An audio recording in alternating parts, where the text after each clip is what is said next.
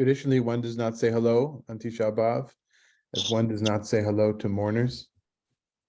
But we don't necessarily live in that world. So, and traditionally, Jews don't study on Tisha B'Av because study brings joy. Except for there are a few exceptions to that rule. Of course, one can study Echa, the Book of Lamentations, or Jeremiah, the relevant passages of Jeremiah.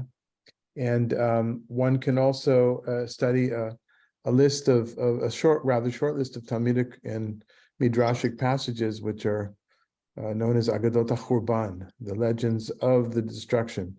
Much of them deal with Second Temple destruction at the time of the rabbis. And the most famous of those passages we're not going to do today. We're going to do something which is pretty famous, but a small part which is pretty famous, but the story of Kamsa and Bar Kamsa, I just feel I've taught it so many times, and if you don't know it, just Google Kamsa and Bar Kamsa. It's the quintessential tale of people not getting along, people from the same nation, from the same ethnic group, not getting along because of egos, and what that can lead to.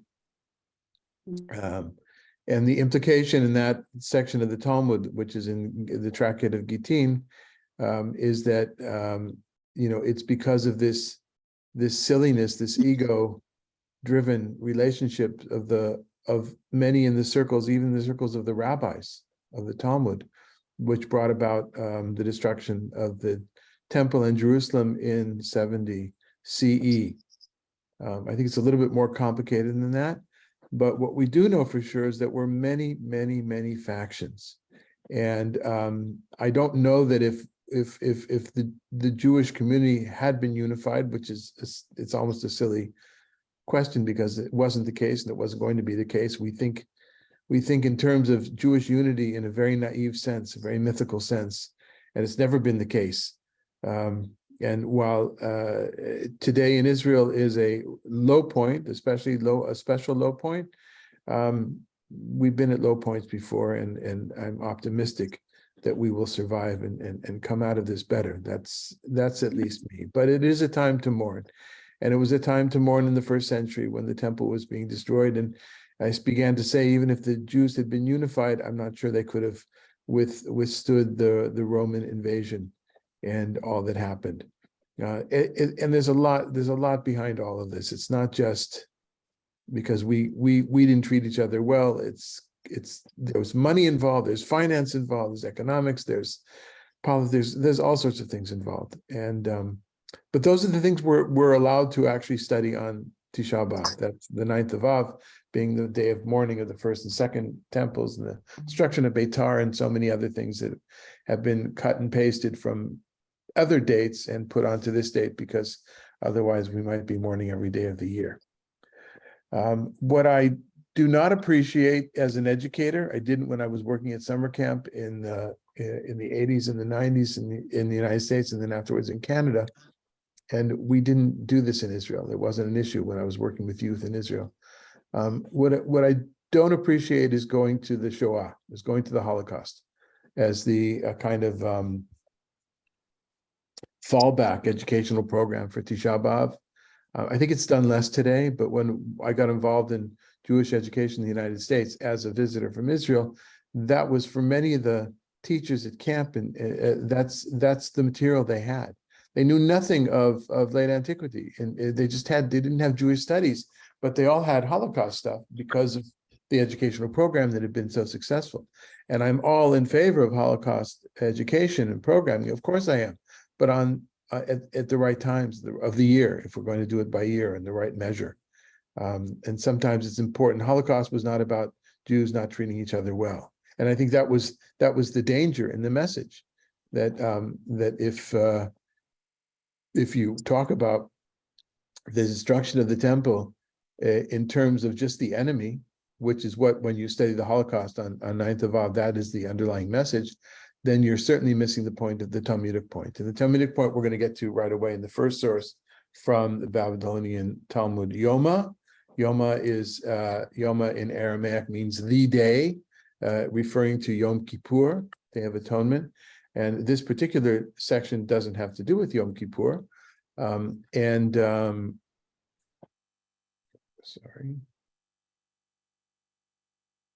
And then the second section will be from Babylonian Talmud Shabbat. I'll put it into context, which is the context is secondary here, but it's interesting just to see how it came up. Okay, you've got the text sheets in the chat box now, if you didn't get them beforehand. And let's give it a try. My attempt here is to, how do we look at tragedy? How do we look at disharmony?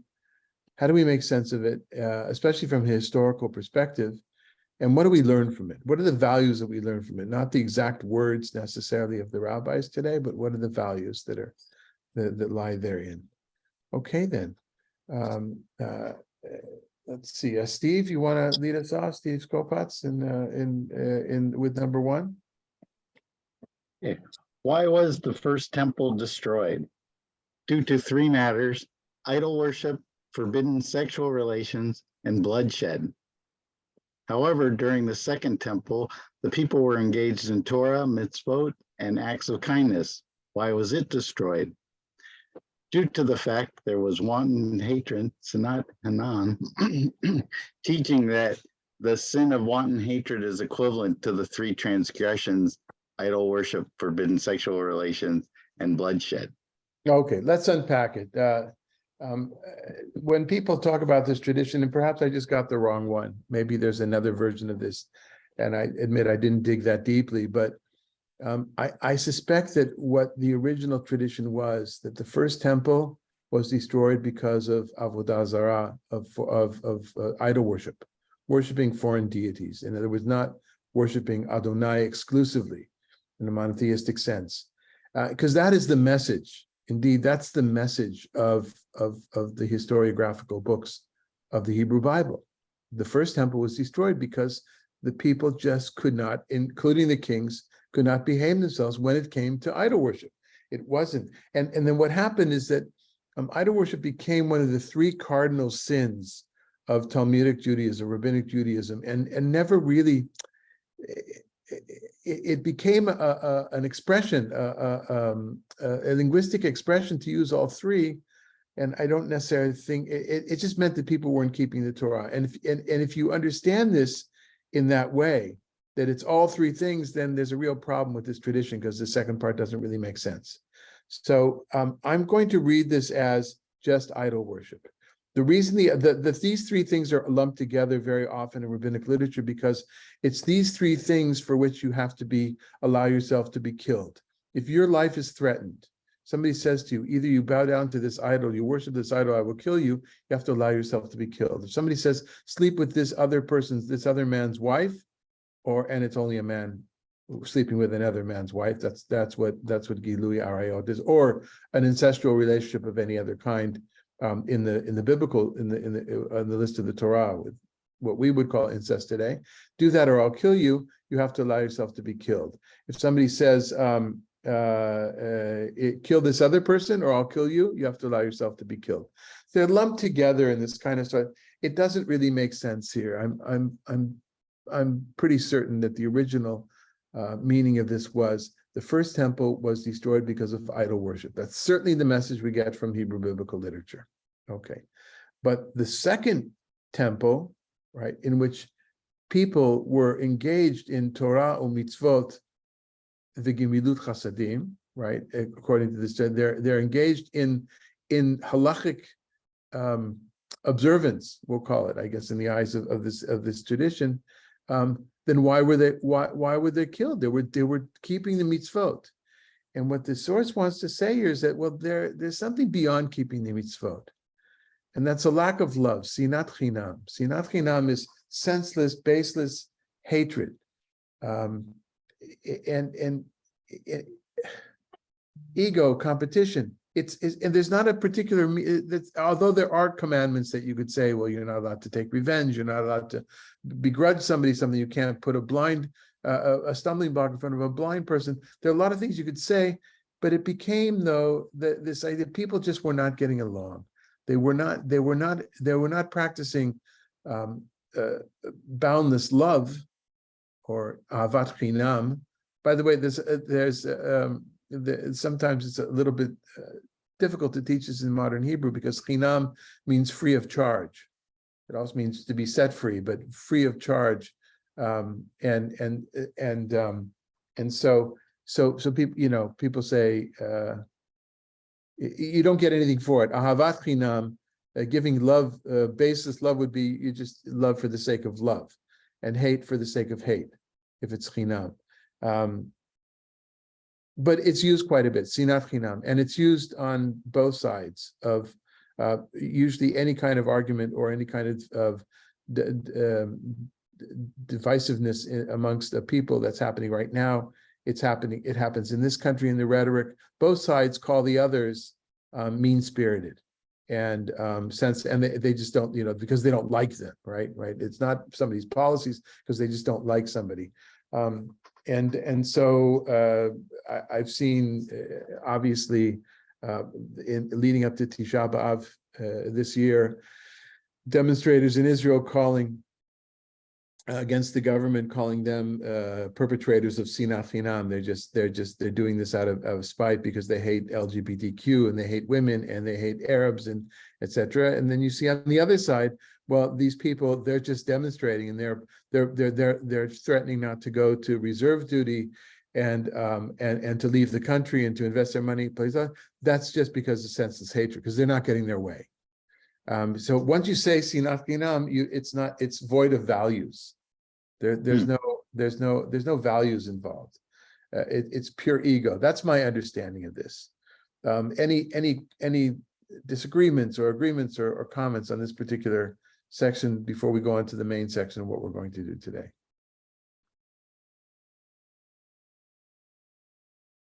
Okay. So I forgot the main part. What I meant to say about we're not supposed to study in Tisha B'Av except for these other things. That's why we're not doing brachot today. I did look for traditions, a little bit for traditions of the destruction in brachot. Didn't find anything that I thought was worthwhile, but I did decide to take this section going forward, which is I've seen different parts of it here and there, but I've never looked at it in one piece and seen it in its context. And so the context is the tractate of Shabbat. Shabbat talks about fire in two ways that are really noteworthy. One is that it's the only thing other than a blanket statement in the Torah that you should not do melacha, artists and crafts, not work. Work is not a good translation. There's only one thing that's mentioned specifically, that's not you cannot burn a fire or ignite a fire on the Shabbat. And another thing is implied in the story of you can't gather the sticks. But the fire is a main thing in Tractate Shabbat, about not lighting fire. Just yesterday, the two new responsa from the Rabbinical Assembly came out, very learned papers. I didn't read them in depth. I skimmed over them and went to the conclusions, as one does sometimes, about electric cars on Shabbat. And once again, revisiting the famous or infamous responsa in the 50s of conservative Judaism about driving on Shabbat. Many of you know that Orthodox Jews do not drive in on Shabbat, and some conservative Jews do not. But some do and say, well, we're allowed to because the law committee in the 50s said we could. It was not a terribly well-constructed responsa or learned or academic response at the time, but basically the gist was, if we tell our people they're not allowed to drive on Shabbat, which is technically conservative halacha, then they won't come to synagogue because none of them live near synagogues anymore. It's as simple as that. It's just not relevant. And that was kind of a over reduction, perhaps, of the issue. But the truth of the matter is things change. In an Orthodox world, some people drive as well. And as anybody knows from Chabad here in the desert, not a lot of people live that close to walk to a Chabad house, especially in the heat of the summer, that they don't drive on Shabbat. And Chabad, to their credit, say, they don't make a thing of it, right? They don't say, we don't want you to come if you drive on Shabbat. So there's always been a kernel, though, of conservative rabbis who feel very uncomfortable about this, because it's not really, it doesn't go by our rules, our laws, to allow something without the very detailed study and looking for precedents And there's not a lot of precedence because everything changed in the industrial age and because America changed things a lot, especially in places there was no public transportation. There are conservative Jews that will take public transportation if by doing so, they don't have to use money and they don't add to the burden, right? If a bus doesn't stop for them in particular. But back to this, there's a whole conversation going on now amongst the conservative rabbinate, there will in the days to come, about electric cars on Shabbat. Should they be allowed or not? So then the question is, what about electricity on Shabbat? And most people, I imagine you grew up with the idea that electricity is not allowed on Shabbat because it's fire. Lots of us were told it, but the truth is, it's not fire. There's not fire running through our wires, right? It is when we get a shock, right? When something short circuits, there's a spark maybe, but especially closed circuit electronics, there's no fire. It's not, if it was the old kind of TVs or stereos, there's bulbs in them that heat up, okay, or the old kind of light bulbs, but a fluorescent light, there's no fire involved. And there's certainly no fire involved in an electric car. So why do I mention this? When electricity became common, late 19th, early 20th century, Orthodox rabbis were asked about it, and their immediate answer was, well, it cannot be, it's forbidden. But they didn't really know how to forbid it. So they constructed these narratives in using halachic literature, not in order to permit something which is new, but to forbid something that was new based on different things. And one of the views is fire. Okay, fire is talked a lot about in Shabbat and in halakha that grew after that. The other part of that's fire as in lighting a fire, as in the other kind of fire which is talked about, of course, is lighting the Shabbat candles. And that's something that's not in the Torah itself. That is a product of rabbinic culture, or at some point on the way to rabbinic culture. And this is the section that talks about candle lighting, right? This is the overall section of the Talmud that talks about that. And while it's talking about lighting candles and what's done in preparation of Shabbat, then one of the rabbis or the editor said, well, I know something about Shabbat and fire that I'd like to mention at this point. And that's the way we get into the conversation, which will follow now. A little complicated, but I hope it's a little bit clearer as we go on. Okay, then. Dan, why don't you read for us today? Number 2A. Rav Yehuda, son of Rav Shmuel, said in the name of Rav, fire is only found in a place where there is desecration of Shabbat, as it is stated. And if you do not heed me to sanctify the day of Shabbat and to refrain from carrying burdens and come to the gates of Jerusalem on the day of Shabbat, and I will light a fire in its gates, and it will consume the palaces of Jerusalem, and it will not be extinguished. What is the meaning of, and it will not be extinguished? Rav Nachman bar Yitzchak said, this is at a time when people are not found to extinguish it. Abaye said, Jerusalem was destroyed only because people desecrated the Shabbat in it, as it is stated. And from my Shabbatot they averted their eyes, and I was profaned among them, from Ezekiel. Okay, so we've got Rav Yehuda who's from the 3rd century, Rav who's from the end of the 2nd, beginning of the 3rd century, Rav Nachman who's from the fourth, Rav Nachman bar Yitzchak from the 4th century. They're all kind of having this conversation together. Abai also from the beginning of the 4th century. They're having this conversation together, although of course it's not together, but this is one of the things that keep coming up in our studies, right? That we see that this conversation has been kind of artificially put together by a later editor. Okay, not the important part, but just something to know in Talmud study. So as you're talking about fire, you're talking about Shabbat. When fires break out?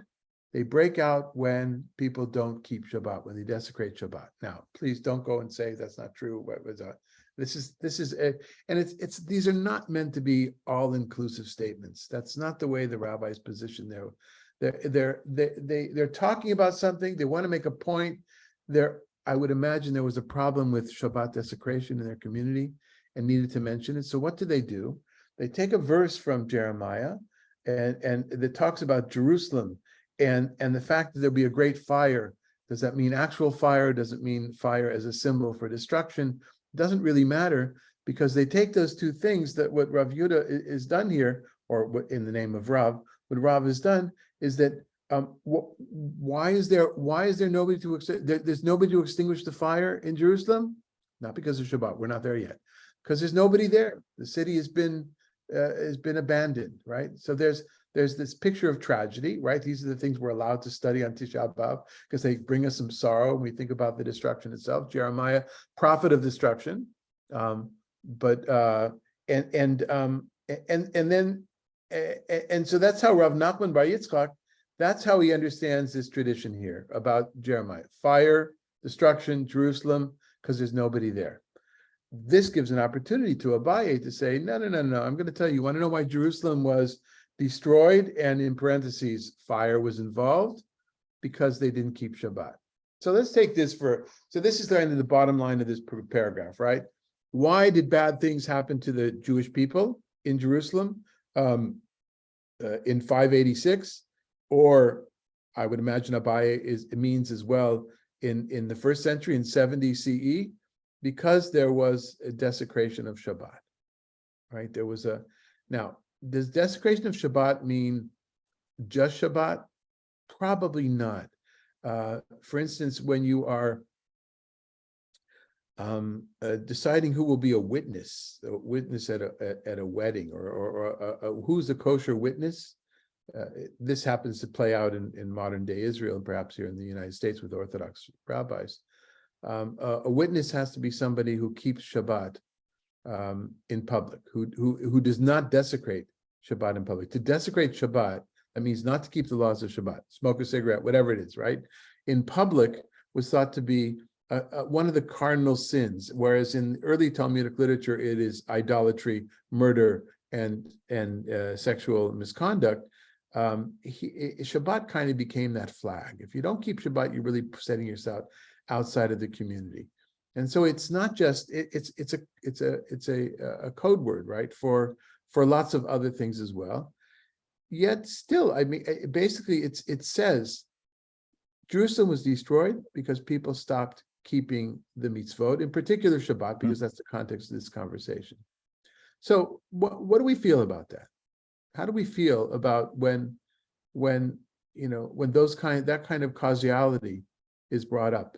If somebody was to say that on CNN, or if we were to read a book, a rabbinic book, and today of some feedback here, where some conversation. How do we feel? I've got an immediate, visceral, negative feeling about it, because so many things are blamed on natural occurrences, wars, on people sinning in the abstract, and it is just used so often. It's very disturbing. Right. Elizabeth?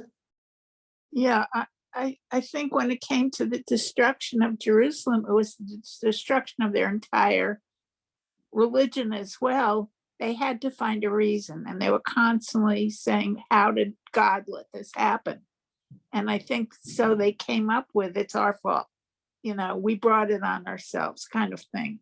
Right. I think that's a very human search for how could God let this whole thing happen? And they found that they were, I think blaming yourself means we could do something better, and maybe we can have a future, Right. So I get, one of the questions would be, are people blaming themselves? For instance, was Abaye blaming himself, or was he blaming others who didn't go according to his version of what's the right thing to do? Well, I think he was blaming the people, that it was a prevalent disregard of the commandments. Right. But the section we're not doing today of Kamsa Bar Kamsa, if you go to that, you'll see that part of that story is that one man was embarrassing another man in public, and the rabbis were, and the story says the rabbis were there, and he saw the rabbis didn't say anything. They let it happen. So that's a story where the faulty, the lack of civility was endorsed by the people who wrote that same book, who put that in the story. That Elizabeth, to me, that's saying, well, it's our fault more. Here, Abaye, I'm wondering if he's saying, they're not listening to me. But excellent point. Yes, Claire. Isn't there a risk that something like this would divide people, or make people suspicious against others, right? Like, are you really following things, or what are you doing at home? Like, if it's about respecting Shabbat in public, well, what are you doing at home? Or I heard this, I heard that, like all those kinds of things. Absolutely.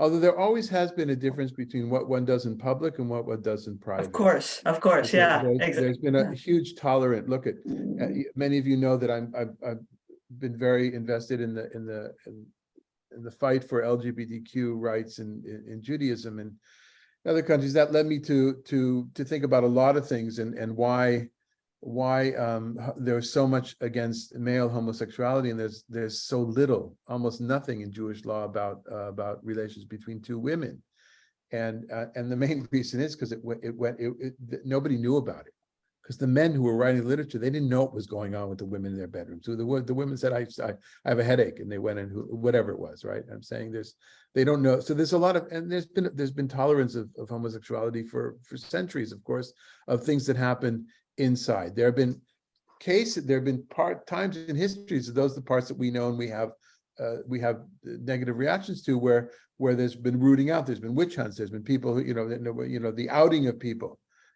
So when we go to this though, so yeah, yes, once you start to say there's a particular problem, yeah, you're risking. Yet Abaye, who was a great rabbinic leader, who's, I can only judge because he's quoted so much in the Babylonian Talmud, felt a need or felt it was justified to say this. And so it's like, if we take it today, climate change and the weather we're having and everything is because of people using fossil fuels. So it's like, if somebody gets and says, listen, stop using fossil fuels, get electric cars, just wind power, solar power. So there's that also causes somebody, right? If somebody has a gas guzzling Cadillac, the people, or they're outed as having, or they're driving one in public, they may get something thrown at them even. I'm saying that, yes, whenever there's an explanation that's made that not everybody wants to go along with, whether it's Shabbat observance or not using fossil fuels, there's bound to be that divisiveness. Yeah. Ella, I think you wanted to say something. Yeah, but I don't know. Did the majority of the people in those days supposedly not observe Shabbat? Why punish everybody? No. So there's two questions. When the temple was destroyed, a lot of people attended the temple before that. Right. So there's kind of two or maybe three questions there. Number one is about Shabbat observance. We don't know. We know the impression we get from rabbinic literature, which is a certain group of people writing it. But we do know that there were a group of Jews that at some point stopped keeping Shabbat, and many of them eventually became the church, right? they stopped, but at what point were they not Jewish? That's something that comes up a lot in our conversations. One point, are they still considered to be part of the Jewish community, and maybe they're not keeping Shabbat anymore? So the truth is, we don't know the answer to that historically. Although it's not like in modernity, when you had the Reform rabbis saying, no, you no longer have to keep those laws. That we didn't have until modern times. Okay. Back to the other question about collective punishment. In general, collective punishment is a challenge for all of us. The biblical tradition is filled with collective punishment, right? Does it mean that every single person? I'm reading a book now where it's almost annoying. On every page, she says, of course, this doesn't represent everybody. She's writing about different tribalism of North American Jewry, and it's called Bad Jews. I have to take the cover off when I go into a public to read it. I don't want people to see that's going to give the wrong impression, especially on an airplane. Who's this guy with the mirror reading a book called Bad Jews? They're going to think I'm, because I don't wear a kippah on the airplane. Anyway, the writer is going way out of her way on every page to say whatever she says, but of course this doesn't include everybody. I wish you could just do it in the beginning of the book or something, because it gets in the way of the rhetoric. Okay, but So there's always exceptions to the behavior. But let's take global warming, for instance, and the climate crisis, Ella. There's a lot of people that have been careful about not using fossil fuel as much and bring it down, but the health niche, right? It doesn't help because it's still happening because it's not enough. There's not a tipping point to change that, right? Maybe there will be, maybe there is this little optimism now with the amount of solar and wind energy that we have. So there is that issue. Now, as far as the last point you made, this is where it's not as if the temple was destroyed because people didn't go to the temple, right? Like we say in the 20th century, because they weren't going to shul, they weren't going to temple, they weren't going to synagogue. It wasn't about attendance.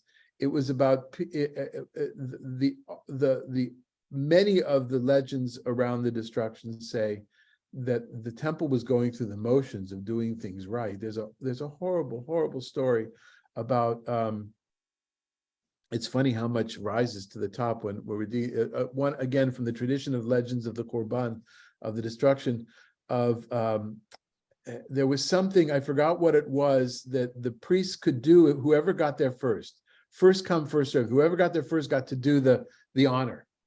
And there's a priest there are two pirchei kuhuna, priests in training, who are running up a ramp to get to the altar, whatever it was first. I forgot what it was first. And one is getting ahead of the other. The other takes out a knife and stabs the guy. He stabs him so he can get ahead. This is a priest in the temple. So you think the story is bad enough then? I'm sorry, I guess I should have brought that one, right? But I want to do something different for myself as well. But so you think it's bad enough then? This is in Tosefta, by the way. It's bad enough that here he is. He's dying. He's in the dying process, right? And they come around. They said to his father, "Your son has been stabbed." Who's a priest himself. He says, "Quick, he's not dead yet. Take him out before he dies, because once he dies, it's going to mess up the whole inner part of the temple." In other words, it's a worse story than you even thought, right? And the point of that story and others like it to show that people went to the temple in Jerusalem. They brought the offerings. The priests did everything according to, but the high priesthood was bought. That we know for sure. That's absolute historical truth. There's too many sources that talk about it. Lots of politics. The echoes of that for Sister Claire and others who are learned in the New Testament. The echoes of the Sadducees. Sadducees are basically the priestly leaders. What goes on in the Passion narrative. A lot of that shows that the priests are not terribly good, upstanding people. So that's just your last point, Ella. They may have gone, but they were going for the wrong reasons, or they didn't have the purity of intention that was needed. Anyway, all those things, and of course, what's interesting about this passage we're doing today is, oh, you want to know why Jerusalem was destroyed? This is the reason. Of course, when you take all these thises in this huge amount of traditions we have, you get a complex picture of how people in the process their past. Because the quintessential question is, as Elizabeth mentioned, the temple was the center, the focal point of the Israelite/Jewish religion of the time. I don't say Jewish religion so much because to me, Judaism is really an outgrowth of the rabbinic writings of the Babylonian Talmud more than it is the things that came before and all the other literary sources that we have and that we no longer have.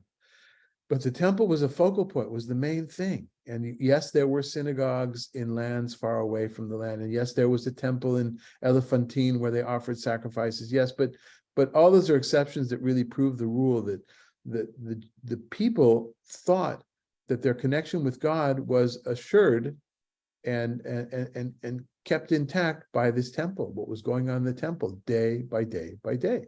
And when it was destroyed, that was the trauma. Of course, it was also Jerusalem. It was the political structure. It was exile. There wasn't exile, by the way, in the first century. That's common, I think, misconception that Romans exiled. I'm sure there were some people that had to leave and flee for their lives, but it's not. When people talk about the diaspora was created with the exile, the Romans exiled the Jews from Jerusalem. That's just not true. There's no proof of that whatsoever. There's no literature that talks about that even. Early literature. Okay. David, David, Yes. also, like after the Shoah, there were certain like Haredi rabbis who also blame the Shoah on non-observance of mitzvot, but it's the same idea. They saw their worlds were virtually destroyed, and they had to come up with some explanation. Right. I mean, they took a very hard hit. Yeah, some of you know that I'm part of a study group of Rabbi Joel Teitelbaum's writings, the Satmar Rebbe. Not the stuff that usually I would turn to, but one of my dear friends and teachers, Shaul Magid, has a study group that he invited me to join. And Teitelbaum was, of course, extremely anti-Zionist, as are Satmar Hasidim today. Satmar Hasidim are the largest group of Hasidic. They're larger than Chabad. Everybody thinks Chabad Lubavitch is a larger group of Hasidim. Satmar are actually more numerous. Kiryat Joel or Kiryat Yoel in New York is a city that is Williamsburg and Brooklyn. A lot of that. In any case, in Yoel Teitelbaum's writing, who the piece we're doing now, he's writing is 1967 in light of the 6-Day War. And he introduces a new feature into it, Scotty. It's not just the assimilation, right? That you had many Orthodox rabbis in general, but certainly Haredi rabbis. But he introduces a new, and that is the Satan. It's satanic, right? There's a magical element to it. Satan got involved and got involved with it's fascinating stuff. It's really strange stuff. But yes, people are going to look for reasons. But what I want to get to is, okay, so what is the motivation to look for the reason? Before, Elizabeth said people have to explain to themselves how this happened, right? They've got to somehow live with themselves. And I think, Elizabeth, your emphasis was on themselves. But I think others, and maybe this was your point, Claire, people, they'll raise these issues in order to find the blame. Who's to blame for this, right? Who's going to be the scapegoat? So it's not one or the other. It's those things together. And yet there might be other. Well, let's have this conversation at the very end when we finish the different variety of explanations we have. Okay, Dan, why don't you go on to the next section for us? 2b. 2b. Rabbi Abahu said, Jerusalem was destroyed only because they stopped recitation of Shema morning and evening, as it is stated. Woe to those who rise early in the morning and pursue the drink and are aflame with wine until late in the evening. Isaiah. And it is written, and their drinking parties have lyre and lute, drum and flute and wine, and they do not look upon the actions of God, and they do not see his hands' creations. Following verse. This means that in the morning and the evening, when the Jews should have been reciting Shema, they were drinking wine and liquor. And it is written, therefore my nation is being exiled for its ignorance. Its honor will die of hunger, and its multitudes will be parched with thirst. Okay. So here it's not about Shabbat, but it's about liturgy. It's about spiritual practice. And I know Shabbat can be a spiritual practice as well. Yes, they're the prerequisite verses from Isaiah. It's got to have a proof text. One might think he's talking about the first temple. I really believe that these rabbis all are talking more about the more immediate crisis, the immediate trauma of the destruction of the second temple. It was still relatively fresh in their memories. And again, I think that Rabbi Abahu, we're talking about end of 3rd, beginning of 4th century, is talking to his people, what he feels. I may be reading into it, of course, but the way I'm reading it is that he's speaking to a general lack of spiritual practice. People are dealing with other things. They're not focused on Shema as the quintessential spiritual practice, evening and morning of concentrating on the oneness of God and what that means to be later thought post Spinoza is to be part of that, each of us part of the oneness ourselves. Earlier thought in rabbinic times, how we think of the oneness of God. There are no other gods. There's no forces. There's no magic forces of nature. It is only God. So that's kind of, I think so that's what Rabbi about. If the previous tradition of with Rabbi Yehuda, or especially Abaye's understanding, if Jerusalem was destroyed because of lack of Shabbat observance, what is Shabbat observance aside from just Shabbat? In the same way as what is Kriyat Shema, the recitation of Shema, besides just the Shabbat itself? If this thing we just did now is that it was a lack of spiritual practice. The first one was, I think, perhaps capitalism. Shabbat, one of the main enemies of Shabbat is capitalism. When you think about it, right? It's not. I mean, it's because you got to make a living for whatever reasons, right? Because you're forced to. That's a story of American Jewry, of North American Jewry. Was in many circles. That's why Friday nights are more popular in Reform synagogues historically, because Friday night 8 o'clock service, the man of the house could get to with his family, perhaps, or with his wife, maybe after dinner, and Shabbat morning he was at work. And while I know in the conservative movement Shabbat morning was always a bit stronger, still that was a competition. That's what, okay. So you've got those two things. Yeah, okay, so let's do a few more and then we'll kind of have a wider discussion. Claire, you want to read this 2C? Sure. Rav Hamuna said, Jerusalem was destroyed only because school children there were interrupted from studying Torah, as it is stated, and I am filled with the wrath of God. I cannot contain it. Pour it onto the infants in the street and onto the gathering of youths together, for men and women alike will be captured, the elderly along with those of advanced years. What is the reason that the wrath is poured? Because infants are outside. Okay, so before we go on to the second part is connected to this, but just to get this straight. So Rav Hamnuna is late third, early 4th century. Babylonia. If it says Rav, by the way, that means he's in Babylonia. Not that it matters that much, but again, to get this idea that this is an artificial, synthetic construction of a debate going on, or a roundtable discussion. The kids were out on the streets. The kids weren't at school, right? I thought of this, of course. One of the interesting factors of the demonstrations in Israel over the last dozens and dozens of weeks, of the last however many weeks it's been. It hasn't been dozens, but it's been 5 months, I think.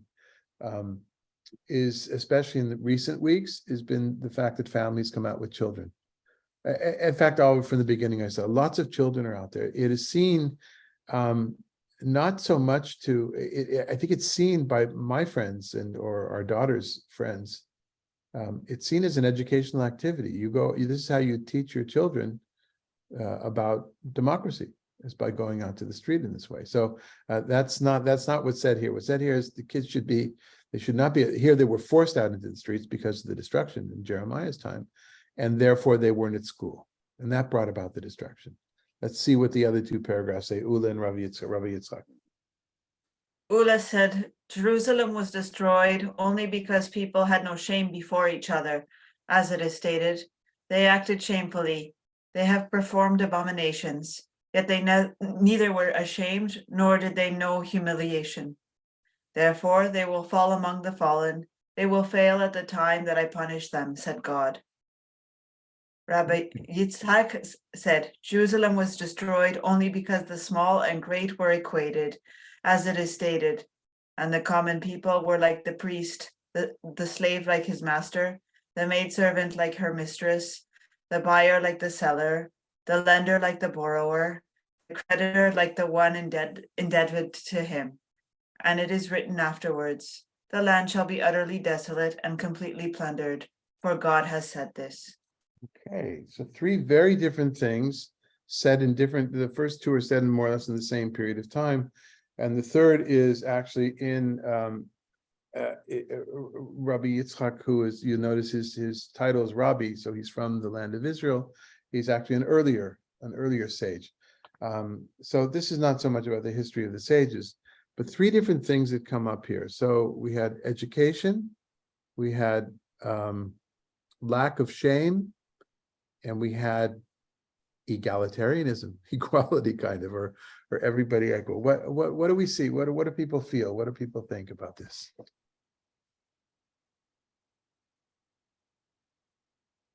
Let's go To ahead. me, Steve. the last part where everybody is equal is more of an ideal, I would think, or that's the way to be, where there's no, just everybody have equal rights. Kind of, that's look like that statement to me. And Right, but of course, we're saying that in the 21st century, and maybe would have said it in the 20th century, in the second half of the 20th century. In the first half of the 20th century in this country, that was not a given by any means, not when it came to women or people of color. All the more so, the further we go back, and in most countries around the world, and still in some countries, that's not the case. But I hear what you're saying, right? We, on one hand, we want to see our ideals, our values reflected in rabbinic literature, where sometimes we see something opposite. I'm by no means calling for this to be a norm, right? A value, a norm. I do have something to say about it. I'll say in a second when others share their thoughts. But it is people didn't know their place, right? mhm. There's a phrase. Where is it from? Eved ki yimloch.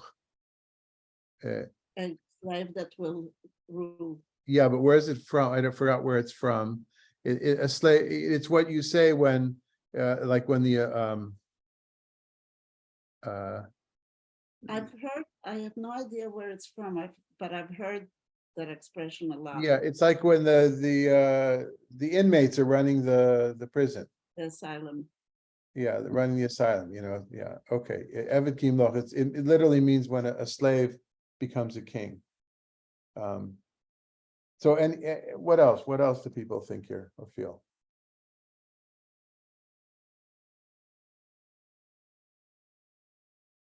In the going back, the paragraph with the there's no specification, maybe there is in context, but what are the abominations? What is the shameful acts? Yeah, I think that was secondary. I think the primary issue is they just weren't ashamed. Whatever they did, and the implication is that people beforehand perhaps didn't keep Shabbat, but they didn't do it in public.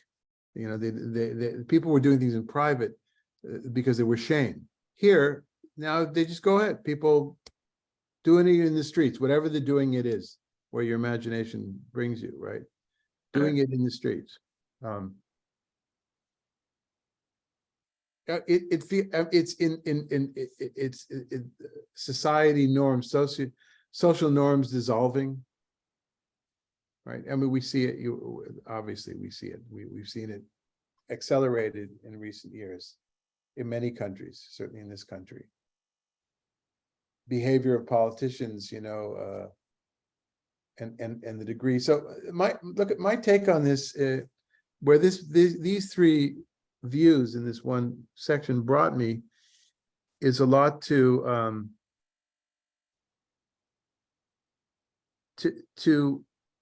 and you know that I am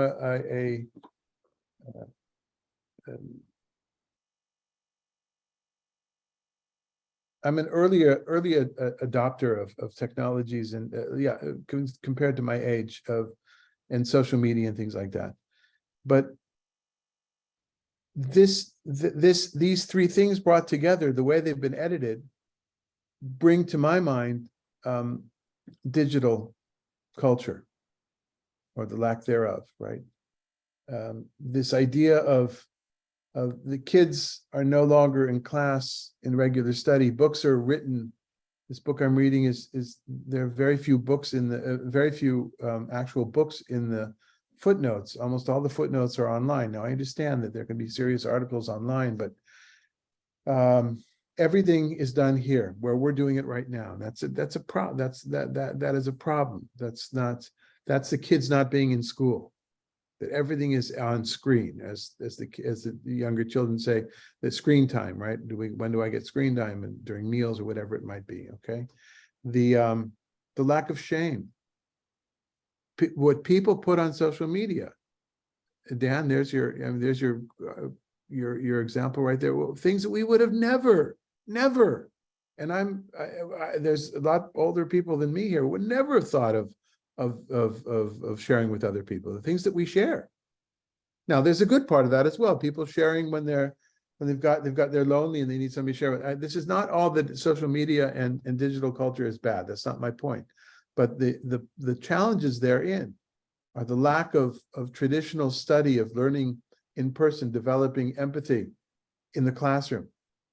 The idea of there needs to be some modesty. What people need to keep things to themselves. It's not saying everything is not a good thing. It's when we first had email where it came up, right? Remember, don't write that email. Sleep on it. Look at it the next day. How many emails did I write right away and I got in trouble because I didn't do that? I only learned about that rule later on. And then finally, everybody is equal. Yeah, Stephen, I understand. I get where you're coming from. But today, any schmuck putz on the street can write something, and it's right up there with the greatest journalists of our times, right? Any website, a website can write something, you'll get the link to it, and it doesn't matter right now whether you appreciate Wall Street Journal or New York Times, or whoever you feel is an authority, or the Encyclopedia Britannica or the Encyclopedia Judaica, or some website, these discussions back and forth. You Google a particular question, you get to these communications with these people. They're just dudes. Now, I get that. I understand there's something very, liberating about it. What's that? Very democratic about it. Yeah, it's uber democratic, right? Yeah. But on the other hand, there's no filtration. So that's kind of where these three paragraphs brought me. Was somebody saying something? I didn't see. Stephen, were you saying something? No, I was just agreeing that, you don't know really where the sources are coming from, and you're getting bombarded with opinion and facts and things that might not be facts all at the same level. So I do get that, and how that would relate to this. Yeah. Yep. On related to the same subject, and going back to the third paragraph with what Rabbi Yitzchak said, if you go back to the Isaiah, but he's getting how the translation is punctuating it is very different from what the original is like. That is, the original isn't comparing the slave to his master. He's saying it's going to happen to the slave, it's going to happen to the master, it's going to happen to the maidservant, it's going to happen to the mistress. It's not in pairs in the original. Mm-hmm. Yeah. So what has he done? What every other rabbi in the Talmud has done is to take the proof text out of context and create a new context. Take the text out of context. Yeah.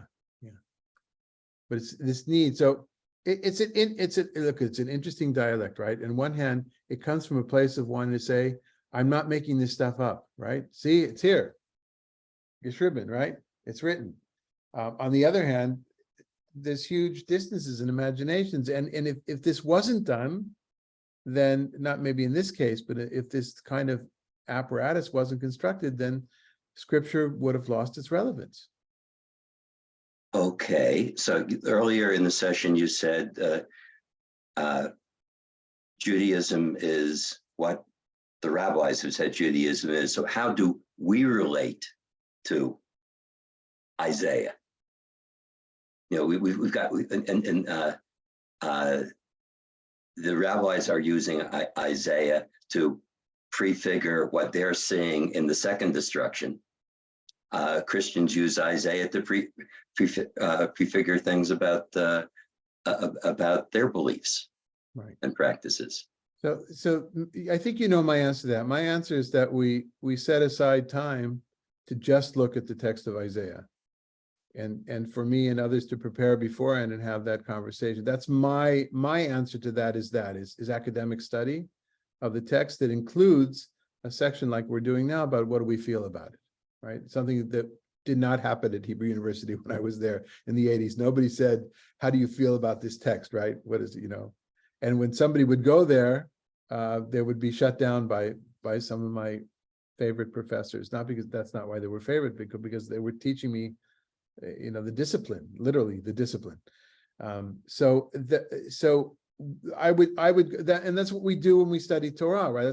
That's kind of Shabbat mornings, right, Dan, when we're looking as far our Torah study, or if we were looking at a Haftarah. So that would be the answer to your question. But for today, it's more of a not going to depth in the biblical sources, but to kind of look at this section, take a step back in just a few minutes. Okay. We're running out of time, and then say, okay, so what do we do with this kind of stuff? Megan, if you would read 2D for us.